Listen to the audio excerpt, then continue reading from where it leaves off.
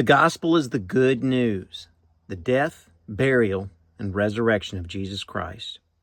1 Corinthians 15, 1 through 4, Paul says in verse 2 that you will only be saved by the gospel if you keep in memory what he preached, unless you believed in vain. Who is he talking to? The Corinthians. Acts 18:8 records the Corinthians keeping in memory what he preached. They heard, believed, and were baptized to be saved, like Jesus said in Mark 16:16.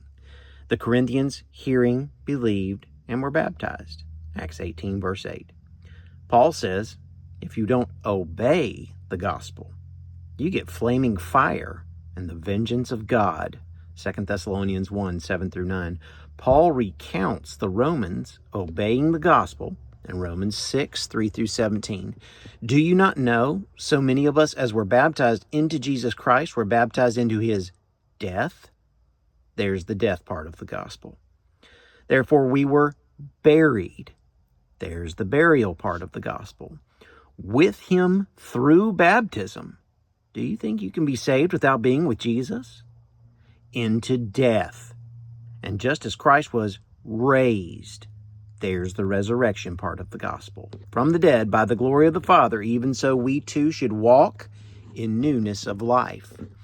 Verse 7 says the one who has died has been justified, freed from sin. This is exactly the same thing as the Romans heard during the first gospel sermon in Acts chapter 2. Verse 10 shows us that the Romans were there. They were commanded to repent and be baptized for the forgiveness of sins. Acts 2:38. Paul is reminding them of this in Romans 6. The one who has died has been justified. Romans 6:7. That's the same thing as being baptized for the forgiveness of sins. Acts 2:38. In the context of Romans 6, they died by being baptized. Romans 6, 3 through 7. In verse 17, we learn that they obeyed. God be thanked, you were the servants of sin, but you obeyed from the heart that form of doctrine to which you were delivered.